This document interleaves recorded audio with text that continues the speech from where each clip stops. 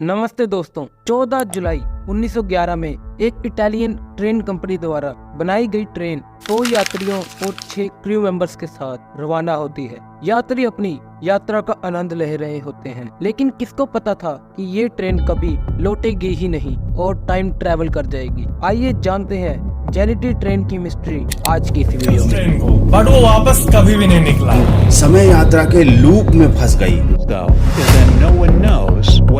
आप जेनेटी ट्रेन के बारे में जानते हैं। ये रहस्यमयी ट्रेन साल 19 जेनेटी ट्रेन कंपनी एक विज्ञापन में अपनी नई लग्जरी ट्रेन के बारे में बताती है। इस ट्रेन ने मिलान की राजधानी से लेकर लेजियो, उम्ब्रिया, टस्कनी और एमिलिया रोमाग्ना और लंबार्डी से होकर गुजरना था। लेकिन याद रखें, एमिलिया और लंबार्डी के बीच एक किलोमीटर लंबी सुरंग आती है। जेनेटी कंपनी ने 100 पैसेंजर्स को सिलेक्ट किया और उन्हें फ्री राइड देने का फैसला किया। ट्रेन में 6 क्रू मेंबर्स भी थे। कुल मिलाकर 106 लोगों के साथ ये ट्रेन 14 जुलाई 1911 को रोम स्टेशन से अपने सफर के लिए रवाना होती है। ट्रेन धीरे धीरे चल रही थी ताकि पैसेंजर्स बाहर के ब्यूटीफुल व्यू का मजा ले सकें। लोग बहुत ही खुश थे। वे तरह तरह के भोजन खा रहे थे और वायलिनिस्ट सोनेटस की परफॉर्मेंस देख रहे थे। ट्रेन कुछ ही घंटों के बाद सुरंग के पास पहुंच जाती है। सुरंग के एंट्रेंस और एग्जिट के पास कुछ लोग खड़े होते हैं ताकि वो ट्रेन को देख सकें। जेनेटी ट्रेन टनल में जाती है और गुप्त अंधेरे में खो जाती है और बस ट्रेन दूसरी तरफ से कभी बाहर नहीं आती। वहाँ खड़े लोग उस ट्रेन का इंतजार कर रहे होते हैं, लेकिन कोई भी सुरंग के अंदर जाने की हिम्मत नहीं करता। काफी समय बीतने के बाद लोग घबराहट में पुलिस को फोन करते हैं। पुलिस इंस्पेक्शन शुरू करती है। उन्हें सुरंग के गुप्त अंधेरे में ट्रेन नहीं मिलती, बल्कि 2 आदमी मिलते हैं जो किसी सदमे में थे और बहुत ही घबराए हुए थे। पुलिस ने कंफर्म किया कि ट्रेन का एक्सीडेंट नहीं हुआ है और वो सुरंग में नहीं है। रेलवे कंपनी जेनेटी के स्टाफ को तुरंत इंफॉर्मेशन दी जाती है, लेकिन छानबीन के बाद भी कुछ सामने नहीं आता। कुछ दिनों के बाद उन 2 आदमियों को होश आता है और वो दोनों ये जानकारी देते हैं। मैंने सुरंग में जाने से पहले एक अजीब गुनगुनाहट सुनी थी। एक अजीब सफेद धुआं उठने लगा और ट्रेन के चारों तरफ फैल गया। ये एक भयानक दृश्य था, इसलिए हम ट्रेन के कैरेज में से कूद गए। हम दोनों सख्त जमीन पर गिरे और हमें बस इतना ही याद है। दुर्घटनाओं के डर से उस सुरंग को बंद कर दिया गया। कंपनी ने बहुत तरीके आजमाए इस दुर्घटना को ढकने के लिए, लेकिन कोई तरीका काम न आया। उन यात्रियों के साथ आखिर हुआ क्या? सभी यात्री काफी अमीर घराने के थे, तो उनके घर के सदस्यों और मीडिया कर्मियों ने सवाल क्यों नहीं पूछे? उन 2 गवाहों की मिस्टीरियस स्टेटमेंट का क्या? एक ट्रेन जो हवा में गायब हो गई। ये रहस्य यहीं पर खत्म नहीं होता।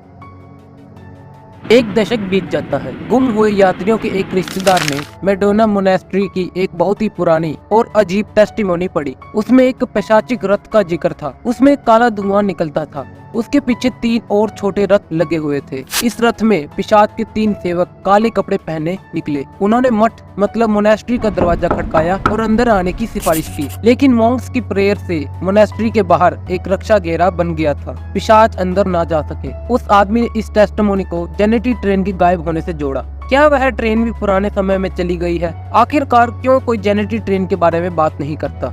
एक यूक्रेनियन न्यूज़पेपर ग्लोरी दी सेबेस्टिपोर ने 1992 में जेनेटी ट्रेन के बारे में एक आर्टिकल इशू किया।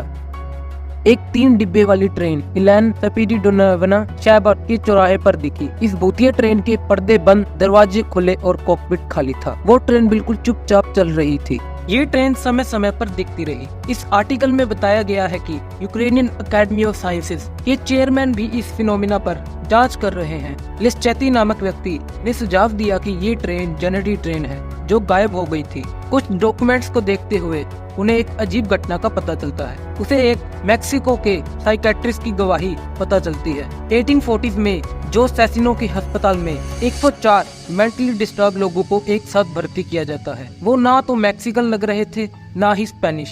वो इटालियंस लग रहे थे। उन्होंने कहा कि वे ट्रेन से मैक्सिको आए हैं। साइकेट्रिस्ट को लगा कि ये पक्का पागल लोग हैं, क्योंकि इटली से मैक्सिको तक कोई भी ट्रेन नहीं चलती। इसके बाद उनका कुछ पता नहीं चला। ट्रेन में कुल 106 लोग थे, जिसमें से 2 लोग ट्रेन से कूद गए थे और मैक्सिको में 104 लोग ही मिले। एक यात्री के पास एक ऐसी चीज मिली जिससे आप भी चौंक जाएंगे। उन 104 लोगों में से एक व्यक्ति की जेब से टोबैको का पैकेट मिला, जिस पर मैन्युफैक्चरिंग डेट 1908 लिखी थी। क्या ये महज एक इत्तेफाक है?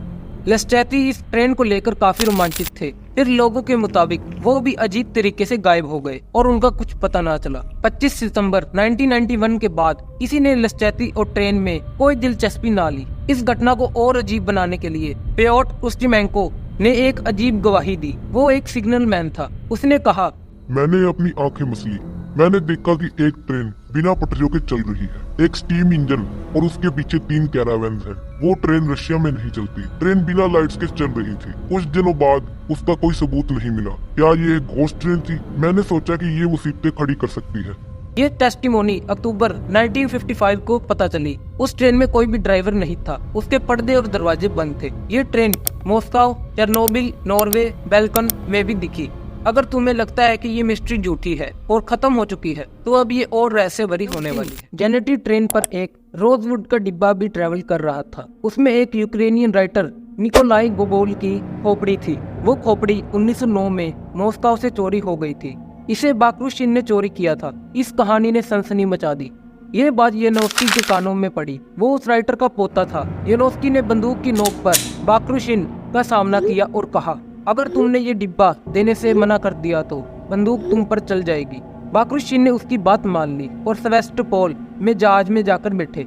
1910 में इटालियंस ने रशियंस को मिसीना के 1908 में आए भूकंप की एनिवर्सरी पर बुलाया। येनोस्की के पास वो स्कल रशियन एम्बेसी में ले जाने का सिर्फ यही मौका था। परंतु एक व्यक्ति जिसका नाम बोर्गिस था, उसने इस स्कल को रशियन कंसुल में रखने का वादा किया, पर यह वादा उसने पूरा ना किया। उसने ये डिब्बा अपने छोटे भाई को दे दिया। चलो हम उसे बोर्गिस जूनियर बुलाते हैं। बोर्गिस जूनियर को एक लग्जरी ट्रेन में जाने का इनविटेशन मिलता है। वो अपने साथ इस डिब्बे को भी ले जाता है। 14 जुलाई 1911 को वो ट्रेन रोम स्टेशन से रवाना होती है।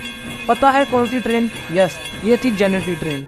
उसका बाकी यात्रियों को खोपड़ी से डराने का इरादा था, पर ये उल्टा ही पड़ जाता है। लोग बहुत ही घबरा जाते हैं, यहाँ तक कि 2 लोग ट्रेन में से छलांग भी लगा देते हैं। और अब ये ट्रेन, कल और लोग स्पेस टाइम में घूम रहे हैं।